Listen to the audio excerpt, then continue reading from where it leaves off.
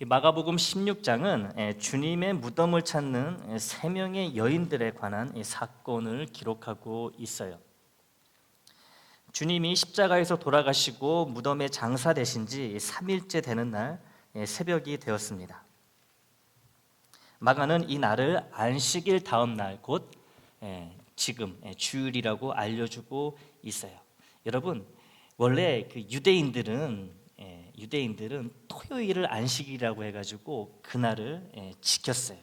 그런데 우리는 토요일이 아니라 일요일을 주일이라고 지키지요. 왜 그런지 아시나요? 주님이 주일에 부활하셨기 때문에 그래요. 우리의 모든 신앙생활의 중심은 주님이기 때문에 우리는 토요일이 아니라 이 일요일을 주일로 여기고 안식일로 지키는 것이죠. 해가 막 뜨기 시작하는 이 주일 아침에 주님의 무덤을 향해 급히 발걸음을 재촉하고 있는 세 여인이 있습니다. 세 명의 여인.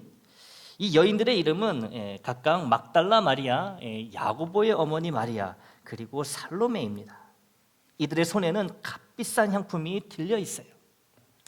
이 세 명의 여인들이 이 향품을 들고 주님의 무덤으로 바삐 가고 있는 이유는 죽으시고 제대로 된 염을 하지 못한 채 그 시체가 깨끗이 닦이지 못한 채 급하게 무덤에 장사된 주님의 시신을 깨끗하게 닦기 위해서 이 향품을 들고 가는 거예요. 그리고 주님이 돌아가신 지 3일째 되는 날이므로 어쩌면 주님의 시신에 이미 부패가 시작되었을지도 모릅니다. 죽고 나고 3일이 지나면 이 부패되기 시작하잖아요. 그래서 여인들의 발걸음이 바쁘고 급한 거예요. 빨리 가서 주님의 시신을 깨끗하게 닦아드리고 싶은 거죠. 이런 이유로 주님의 무덤을 향해 가고 있는 여인들이 서로에게 근심 어린 말을 합니다. 걱정을 해요. 바삐 주님의 무덤을 향해서 막 향유를 들고 향품을 들고 가면서 서로 근심을 이야기해요. 무슨 근심, 무슨 걱정일까요? 이 동굴 무덤 안에 놓여 있는 주님의 시신에 이 염을 하려면 이 동굴 무덤 입구를 가로막고 있는 큰 돌을 옮겨야 하는데 그 큰 돌을 자기들 힘으로는 옮길 수가 없고, 그렇다고 그 돌을 옮겨줄 사람도 없기 때문에 근심과 걱정에 쌓여서 누가 우리를 위하여 무덤 문에서 돌을 굴려주리요, 계속 서로 이런 근심의 말을 주고받으면서 주님의 무덤을 향하고 있는 겁니다. 이 세 명의 여인이 이렇게 걱정하고 있는 사이 어느덧 주님의 무덤에 도착을 해요. 그런데 이 무덤 입구가 뻥 하고 열려 있는 것을 발견합니다. 훤히 열려 있어요. 이 무덤 입구를 가로막고 있던 이 큰 돌이 옆에 굴려져 있는 것을 발견하게 됩니다. 여인들이 즉시 주님의 무덤 안으로 들어가요. 그러나 그들의 눈에 들어온 것은 주님의 시신이 아니라 흰 옷을 입은 한 청년을 보게 됩니다. 천사지요. 이 무덤 입구가 열려 있어서 놀란 여인들이 이 천사를 보고 또 한 번 놀라는 거예요. 깜짝 놀란 여인들에게 천사가 말합니다. 놀라지 말라. 너희가 십자가에 못 박힌 나사렛 예수를 찾는구나. 그가 살아나셨고 여기 계시지 아니하니라. 보라, 그를 두었던 곳이니라. 놀라지 말라라고 말을 시작하면서 주님이 부활하셨다는 이 복음을 증거합니다. 놀라지 말라는 말은요, 두려워하지 말라는 말이고, 두려워하지 말라는 말은 곧 평안하라는 말입니다. 이 천사는요, 하나님의 말씀을 전달하는 메신저, 곧 전령이지요. 따라서 놀라지 말고 두려워하지 말고 평안하라는 이 천사의 말은 곧 하나님의 말씀입니다. 우리 하나님은 자녀인 우리에게 늘 평안의 복을 주시기 원하시는 분이세요. 우리의 평안을 위해 주님을 이 땅에 보내셨고, 우리의 평안을 위해 주님을 십자가에 못 박으셨으며, 우리의 평안을 위해 주님을 사망에서 생명으로 부활시켜 주신 것입니다. 하나님은 우리의 평안을 위해 일하세요. 지금도 우리의 평안을 위해 일하고 계십니다. 우리에게 평안 주시기를 매우 기뻐하시는 분이 우리 하나님이세요. 왜냐하면 우리 하나님은 평안의 근원이시기 때문에 그런 거예요. 복의 근원일 뿐만 아니라 평안의 근원이 되십니다. 우리 주님도 마찬가지시죠. 요한복음 20장에는 부활하신 주님이 제자들과 처음 대면하시는 장면이 나옵니다. 부활하신 주님이 제자들에게 처음 하신 말씀은 너희에게 평강이 있을지어다 이 말씀이었고, 두 번째 하신 말씀도 너희에게 평강이 있을지어다 였습니다. 주님이 돌아가신 후 하나님이 천사의 입을 통해 세 명의 여인에게 주신 첫 말씀도 평안이었고, 부활하신 주님이 제자들에게 하신 첫 번째, 두 번째 말씀도 모두 평안이었던 것을 볼 때 하나님의 은혜와 사랑은 우리에게 평안을 주는 은혜, 평안을 주는 사랑임을 확실히 알 수 있습니다. 그런데요, 이 평안이, 이 참 평안이 언제 누구에게 주어지고 있는지를 주목하며 살필 필요가 있습니다. 왜냐하면 이 마르지 않는 생수와 같은 평안이란 게 아무에게나 시도 때도 없이 주어지는 평안이 아니기 때문에 그래요. 사람이라면 본능적으로 이 평안에 대한 강한 욕구가 있습니다. 편하게 살고 싶은 욕구가 있다는 거죠. 몸과 마음의 평안을 갈구하며 사는 것이 우리 인간의 본능이라고 할 수 있어요. 왜 많은 사람들이 향정신성 의약품을 남용하거나 오용을 하고 심할 경우 마약에 중독된 삶을 살아갑니까? 거기서 평안을 찾고자 하기 때문에 그런 거예요. 평안해지고 싶어가지고 삶이 너무 힘드니까, 괴로우니까 어떻게 이런 쪽에 손을 대게 되고 빠져들게 되는 거예요. 좀 편하게 살고 싶어서, 평안하고 싶어서 그런 거 아니겠습니까? 하지만 이러한 방법으로 얻게 되는 평안은 거짓 평안으로 오히려 삶을 좀먹고 파국으로 이끌어갈 뿐입니다. 이런 극단적이고 잘못된 방법은 아닐지라도 모든 인간은 평안을 얻기 위해 애쓰고 투쟁하며 극기하는, 죽고 죽이는 전쟁도 불사하게 됩니다. 평안을 얻기 위해 싸우고 전쟁을 벌인다는 것이지요. 얼마나 큰 모순인지 모르겠습니다. 우리의 삶이 이렇게 모순 덩어리예요. 나 편하자고 남을 괴롭히고 남을 해한다라는 거죠. 세상은 참 평안과 참 만족이 어디에서 온다고 말하고 있을까요?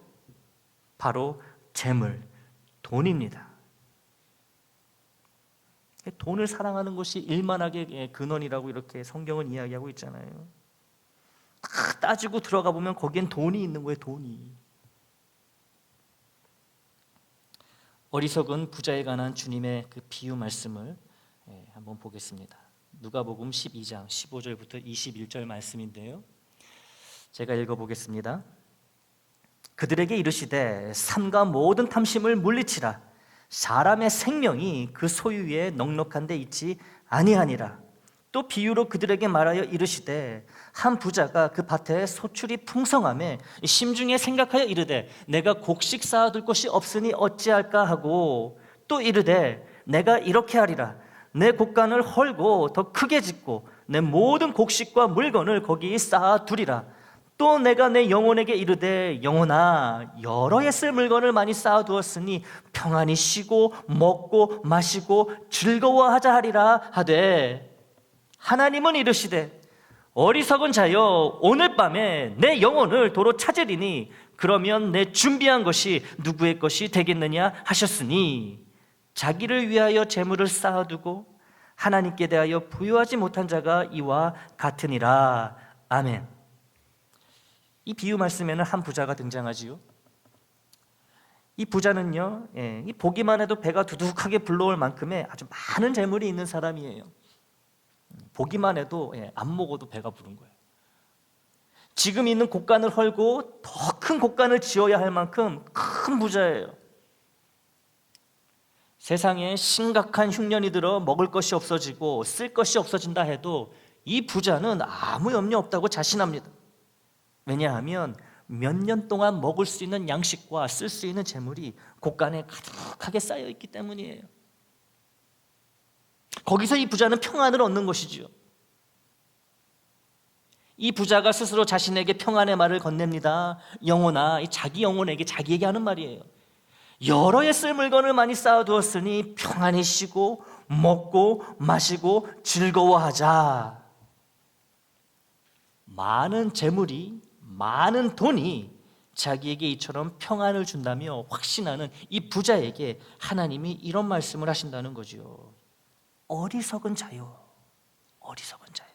오늘 밤에 내 영혼을 도로 찾으리니 그러면 내 준비한 것이 누구의 것이 되겠느냐.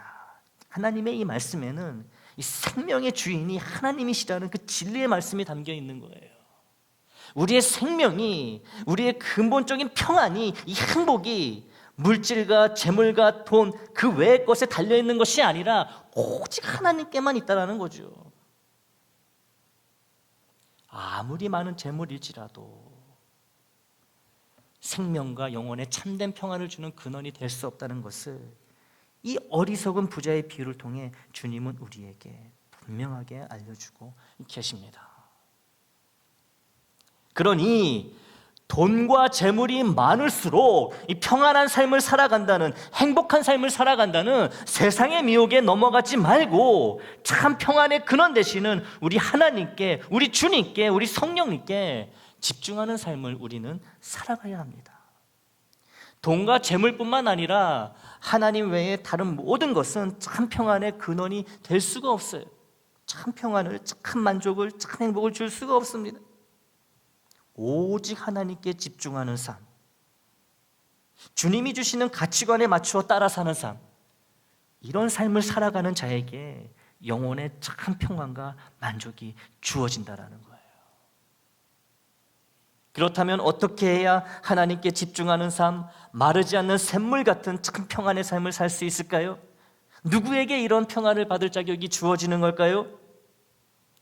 주님을 찾는 자가 될 때, 주님을 열심히 찾는 자가 될 때 참 평안을 받을 자격이 주어집니다.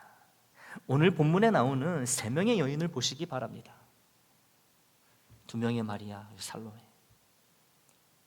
비록 아직은 주님의 부활에 대한 믿음이 없는 상태이지만, 온전한 믿음이 아니지만 주님을 찾는 뜨거운 열심이 있었기 때문에 주님이 부활하신 현장, 곧 빈 무덤을 발견하게 되었고, 그곳에 기다리고 있던 천사로부터 하나님이 주시는 평안의 말씀을 제일 먼저 듣게 되는 거예요. 주님을 찾는 뜨거운 열심이 있었기 때문에 부활의 현장에 제일 먼저 도착을 하게 되는 거고, 그 부활의 소식을 제일 먼저 듣게 되는 거고, 하나님이 주시는 평안의 말씀도 제일 먼저 듣게 되는 거예요. 왜요? 주님을 찾는 열심이 있었기 때문에 그렇다는 거죠.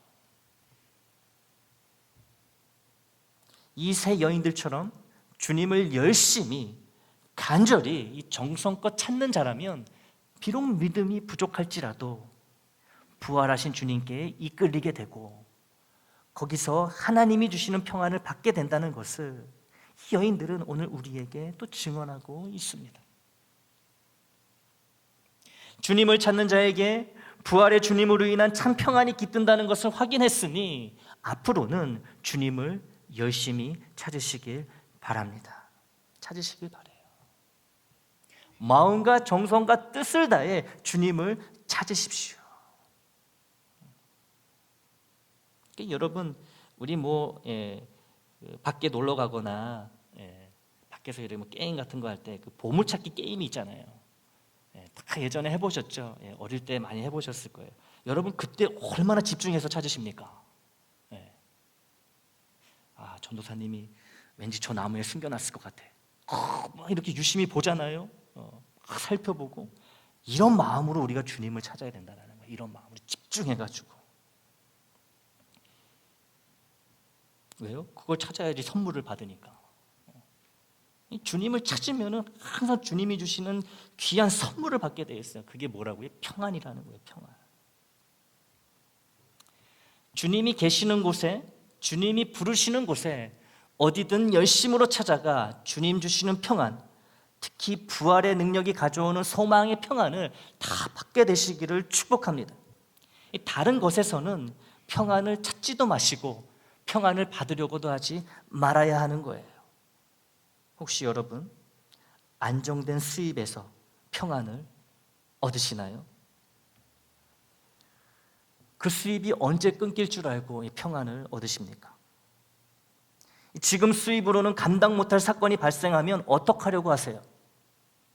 그런 상황이 안 생길 거라고 어떻게 확신하십니까? 만약 그런 상황이 되면 그때 가서 주님을 찾고 의지하면 된다고요? 천만의 말씀입니다. 지금 그렇게 못하는데 그때 가면 믿음 생활 잘할 거라고 어떻게 장담하십니까? 지금 평안할 때, 주님이 이렇게 평안한 신앙생활의 환경을 주실 때 주님을 찾지 않으면서 어려워지면 찾는다고요? 그걸 어떻게 장담을 해요? 지금도 못하는데. 욥이요, 모든 것을 다 잃고 이제 건강마저 잃고 이 소망이 다 끊어진 것 같은 상황에서도 이 하나님께 대한 믿음을 저버리지 않았던 것은 그가 평상시에 잘 먹고 잘 살 때에 하나님을 신뢰하고 의지하며 섬기는 삶을 잘 살았기 때문에 가능했던 거예요. 욥이 그냥 되는 대로 살다가 하나님께 고난을 받아가지고 고난 가운데 하나님을 향한 믿음이 커진 게 아니라니까요. 원래 욥은 고난받기 전부터 아무것도 부족함이 없는 삶을 살아갈 때부터 늘 하나님을 경외하며 심지어 자식들이 하나님께 죄를 범했을까 봐 자식들 대신 날마다 하나님께 제사를 지냈던 사람입니다. 그러니까 평상시에 잘 살아왔기 때문에, 믿음 생활을 했기 때문에 그런 고난 가운데서도 믿음을 지킬 수 있었던 거예요. 그러니 돈이나 재물에 의지하여 평안하다면 이 평안의 근원을 지금 당장 부활의 주님으로 완전히 옮겨야 합니다. 옮겨야 하는 거예요. 주님 말씀이 맞아요, 여러분. 이 부자가 천국에 들어가는 것이 낙타가 바늘구멍 통과하는 것보다 어렵다고 말씀하신 게 맞습니다. 여러분, 삶에 여유 있고 넉넉한 사람일수록 뜨거운 믿음 갖는 거요, 쉽지 않아요. 정말 쉽지 않아요. 왜요? 돈으로 다 되거든요. 보면은 또 뭐만 하면은 이거는 얼마 드리면 돼. 난 그 정도 능력이 돼. 하나님이 들어갈 그 구멍이 없는 거예요. 하나님을 의지하지 않는 거예요. 그러니 여러분, 많은 재물이 이게 축복인 것 같지만 이게 독이 될 가능성이 훨씬 많다는 거죠. 그렇다고 그렇게 부유한 사람들이 항상 행복하고 평안한 삶을 삽니까? 있기 때문에 더 불안하고 늘 초조하고 그런 삶을 살아가잖아요. 이 통장 잔고 들여다보는 이 정성과 관심을 이제는 부활하신 주님께 돌리시기 바랍니다. 가진 재산이나 자산으로 흐뭇해하는 마음을 부활하신 주님 때문에 만족해하는 마음으로 빨리 바꾸시기 바랍니다. 그러면 불안하지 않고 변치 않는 참 평안을 주님이 확실히 주실 것입니다. 목사님도 알다시피 우리 교회, 우리 애장에는 그렇게 돈 많은 사람 없잖아요. 우리는 그런 걱정 안 하셔도 돼요. 이렇게 말하실지도 몰라요. 돈과 재물은 아니지만 우리 중에 나의 건강이나 자녀에게서 평안을 찾는 사람이 있을 수 있다는 거예요. 건강하니까 평안한 거예요. 자녀가 잘 되니까 평안한 거예요. 여기서 평안을 찾는 거예요. 그런데요, 우리 건강을 잘 관리해도 내 몸이 언제 어떻게 될지 누가 압니까?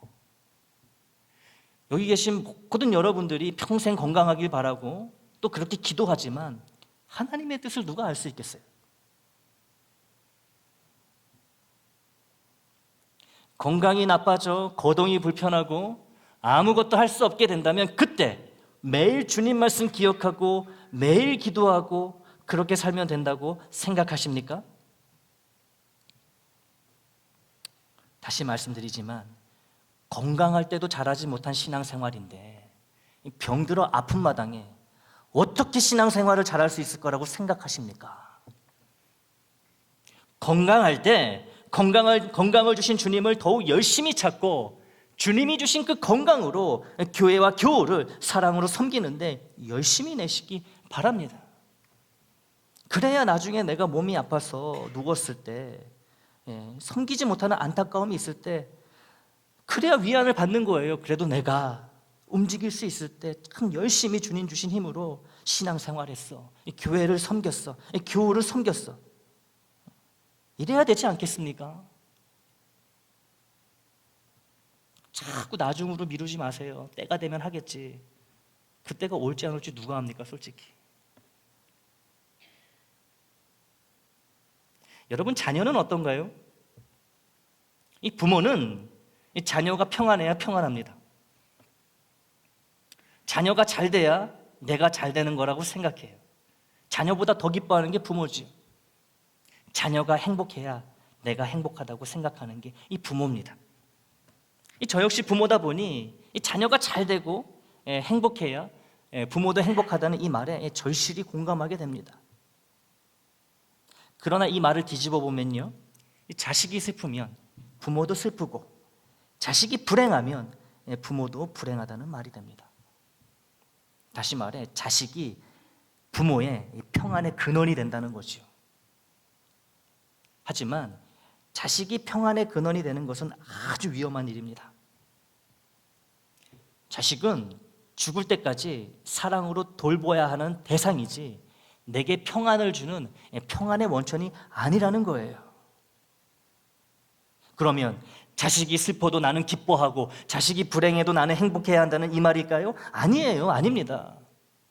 자식이 슬프고 불행한데 부모인 내가 어떻게 기쁘고 행복할 수 있겠어요? 다만 그럴지라도, 자식이 아프고 힘들지라도 나의 평안의 근원은 자식이 아니라 부활하신 능력의 주님, 소망의 주님이므로 이 자식 때문에 마음이 쓰리고 아플지라도 주님께 그 자녀를 맡기고 주님이 주시는 위로와 능력과 소망으로 이 평안의 삶을 살아가야 한다는 말이에요.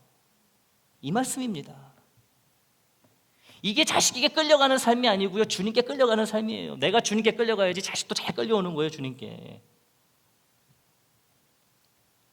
자녀의 문제로 인해 아프고 슬퍼도 주님 때문에, 주님이 주시는 위로와 소망 때문에 평안의 삶을 살아가는 부모가 되어야 합니다. 자녀를 사랑해도요, 주님보다 더 사랑해서는 안 되고요.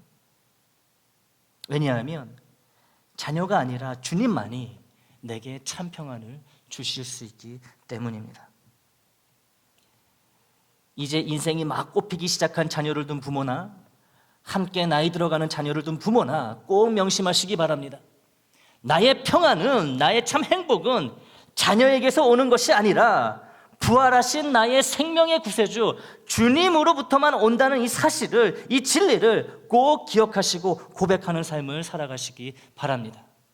그래야 어떤 상황에서도 육신의 자녀를 바르게 사랑할 수 있고 바르게 돌볼 수 있는 거예요. 그래야 자식으로부터 존중받는 부모가 되는 것입니다. 자식을 사랑한다면 바르게 사랑해야 되겠죠. 자녀를 바르게 사랑하기 위해, 후회 없이 사랑하기 위해 주님을 더 많이 사랑하고 주님을 더욱 열심히 찾고 쫓는 삶을 살아가십시오. 그것이 부모인 내가 자녀에게 해줄 수 있는 가장 귀한 일이에요. 가장 귀한 일입니다. 그것이 자녀도 나도 주 안에서 행복할 수 있는, 평안할 수 있는 유일한 방법이라는 거예요.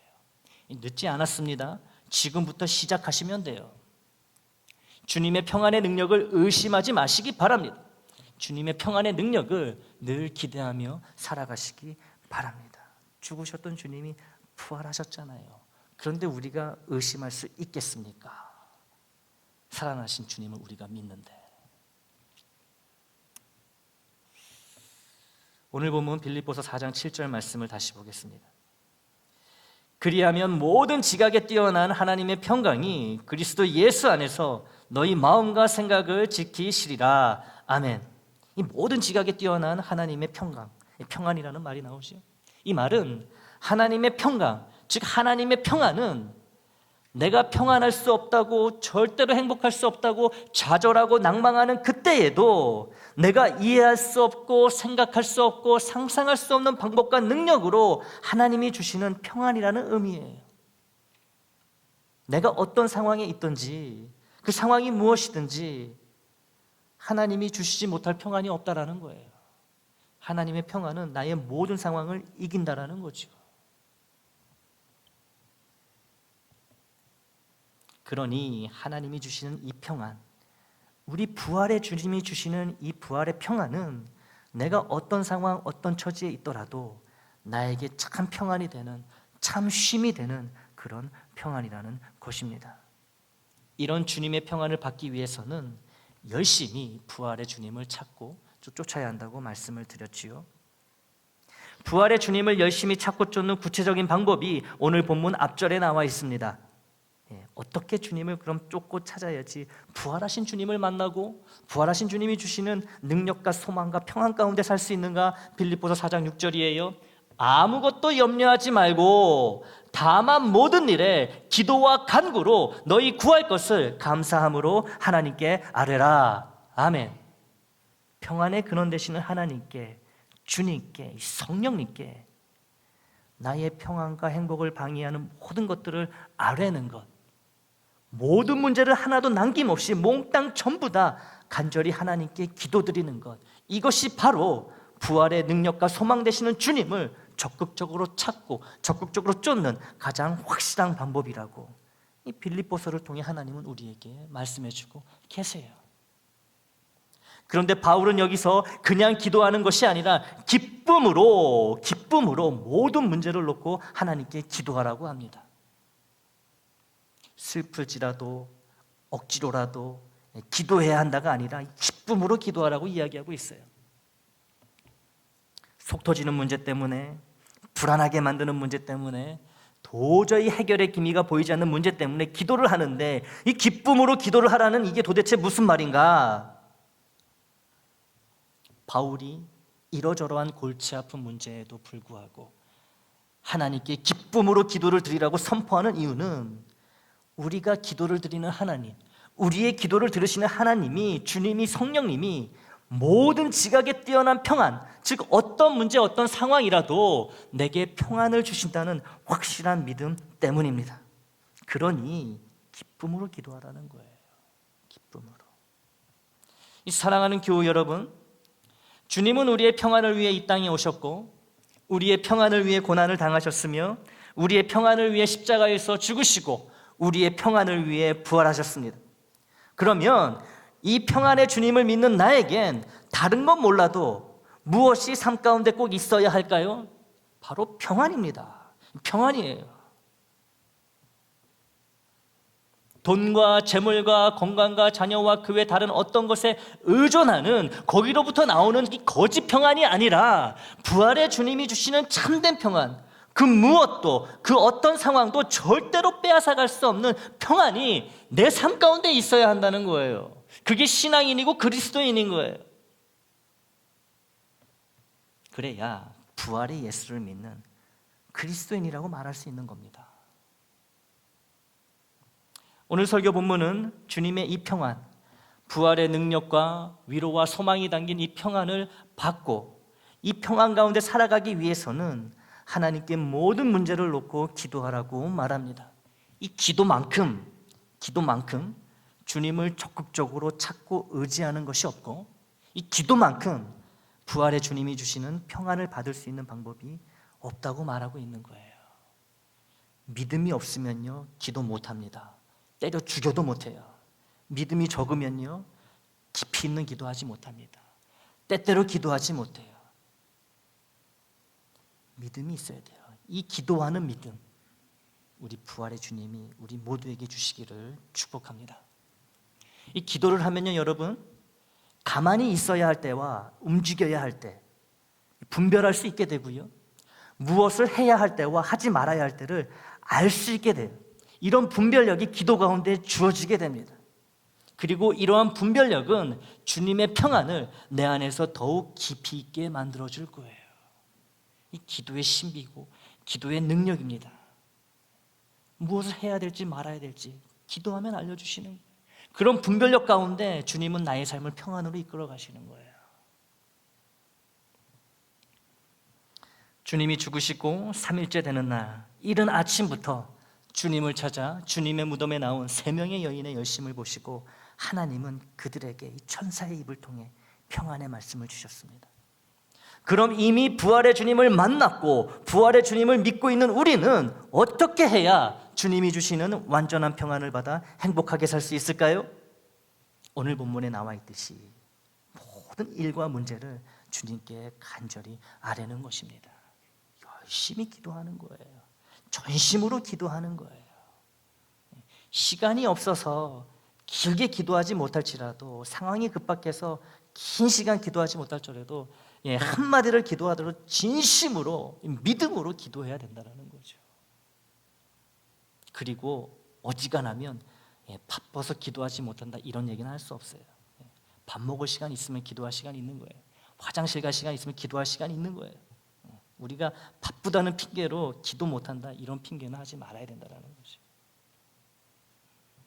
머리가 터질 것 같고 가슴을 짓누르는 문제와 상황에도 주님께 간절히 기도하면 주님이 주시는 평안이, 이 부활의 평안이 이 기도 가운데 내 영혼에 부어지고 나는 기쁜 마음으로 더욱 열심히 주님께 기도하게 될 것입니다. 간절한 기도를 통해 우리는 주님을 찾고 쫓고 만나게 되며 부활의 주님만이 주실 수 있는 참 평안의 삶을 살아갈 수 있습니다.